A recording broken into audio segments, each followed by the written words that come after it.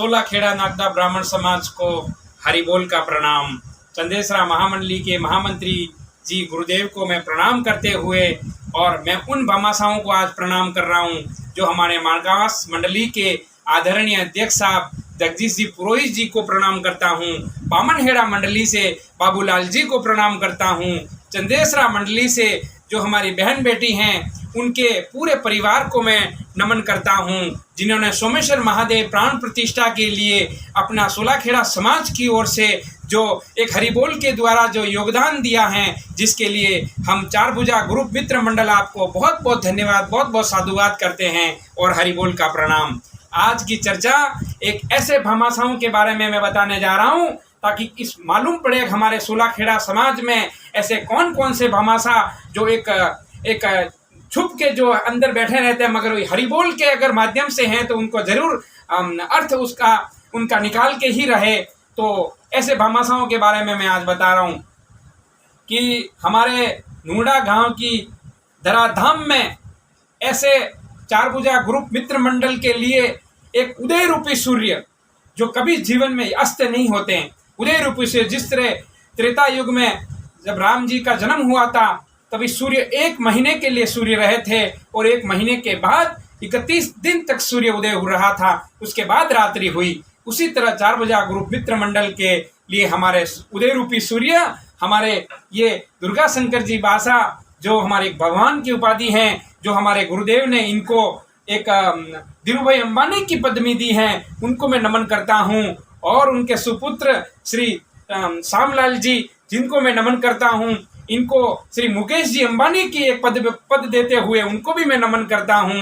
जो देखिए भामाशाह आपके सामने ये ऐसे भामाशाह हैं, इनके बारे में मैं आज बताने जा रहा हूँ। थोड़ा रामायण का चलो हनुमान जी की चर्चा कर लेते हैं।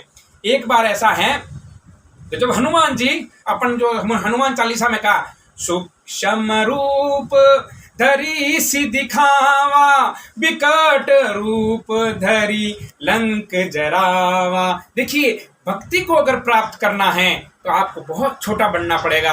हाँ, हमारे हनुमान जी महाराज ने ये उपदेश दिया है। हनुमान जी महाराज जब छोटा बनकर इस लंका नगरी में जब घूमे, लंका क्या है, ल मतलब लोगों का काल, यही तो लंका है। अरे वो लंका उनका छोड़ो, लंका मतलब ल मतलब लोग और का मतलब काल, जिसमें हम समा जाएंगे वही लंका नगरी है। और इस लंका नगरी में जब हनुमान जी छोटा बनकर भक्ति को ढूंढने गए, मगर उनको भक्ति निराशा हाथ लगी, तब वो एक पर्वत पर चढ़ गए, बहुत ऊंचे पर्वत पर, और उन्होंने विकट रूप धारण करके जब देखा अब इस भक्ति रूपी विमान को मैं लैंड कहाँ करूं, एयरपोर्ट देख रहे थे, ऐसा उस एयरपोर्ट देख रहे थे, कहाँ एयरपोर्ट है।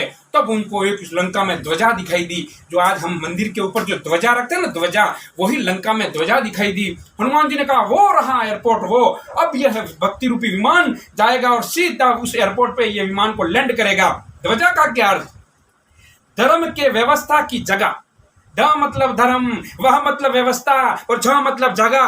धर्म के व्यवस्था की जगह हो वो ध्वजा होती है मेरे समाजवासियों, वो ध्वजा होती है। जहाँ ध्वजा है तो आप समझना वहाँ धर्म की व्यवस्था है। और उसी तरह हनुमान जी ने देखा और वहाँ सीधा अपना विमान भक्ति रूपी गए और लैंड किया। जय सिया राम, जय सिया राम अपने कानों में गूंज सुनी, और वो गूंज सुनते ही हनुमान जी ने प्रणाम किया। उन्होंने प्रणाम किया, हनुमान जी ने कहा कि मैं इस माध्यम से आया हूँ। विभीषण जी ने भी कहा कि मैं भी इस माध्यम से आया। तो हनुमान जी के पास भगवान जरूर थे मगर भक्ति नहीं थी, विभीषण जी के पास भक्ति थी मगर भगवान नहीं थे। दोनों ने मिले, बोले मेरे पास भक्ति है, आप मुझे भगवान से मिलाइए। और हनुमान जी ने कहा मेरे पास भगवान है, आप मुझे भक्ति से मिला दीजिए। देखिए भक्त इस तरह से अधूरे रहते हैं। अगर भगवान होते मगर भक्ति नहीं होती तो फिर वो भगवान का कोई अर्थ नहीं होता। मगर जिसके पास भक्ति होती और भगवान नहीं तो उसका कोई अर्थ नहीं। मगर दोनों के मिलाप से दोनों के कार्य, दोनों भक्त रूपी और अपने कार्य में सफल हुए। उसी तरह चार भुजा ग्रुप मित्र मंडल आज इनके पास मैं कहने जा रहा हूं, मुझे गर्व है चार भुजा ग्रुप मित्र मंडल को कि इनके लिए भक्ति है हमारे शामू भाई और भगवान है हमारे दुर्गा शंकर जी बासा। चार भुजा ग्रुप मित्र मंडल के लिए, हमारे नूड़ा गांव के लिए ये दुर्गा शंकर जी बासा भगवान और ये भक्ति और हम भक्त, इसलिए हर कार्य में हम सफल हो रहे हैं, हर कार्य में हम सफल हो रहे। हमारे दुर्गा शंकर जी बासा ने हमारे स्कूल में बहुत बड़ा एक हॉल, जो 6 लाख रुपए की राशि से हॉल बनाया, एक कमरा बनाया। उनके बड़े भाई साहब ने, हरिशंकर जी ने, एक पानी का हैंडपंप हम जब पढ़ते थे तब हमने लगाया। मंदिर में 2.5 लाख 3-3.5 लाख रुपए का 4 भुजा का मंदिर बनवाया।